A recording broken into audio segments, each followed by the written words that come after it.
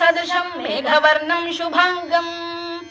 लक्ष्मीकान्तं कमलनयनं योगिहृद्ध्यानगम्यं वन्दे विष्णुं भवभयहरं सर्वलोकैकनाथम् मेघश्यामं पीतकौशेयवासं श्रीवत्साङ्कं कौस्तुभोद्भासिताङ्गम्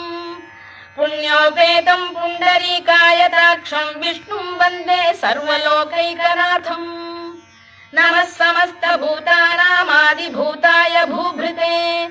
अनेकरूपरूपाय विष्णवे प्रभविष्णवे सशङ्खचक्रं सकिरीटकुण्डलं सपीतवस्त्रं सरसीरुहेक्षणं सहारवक्षस्थलशोभिकौस्तुभं नमामि विष्णुं शिरसा चतुर्भुजम् छायायां पारिजातस्य हेमसिंहासनोपरि आसीनमम्बुदश्याममायताक्षमलङ्कृतम् चन्द्राननं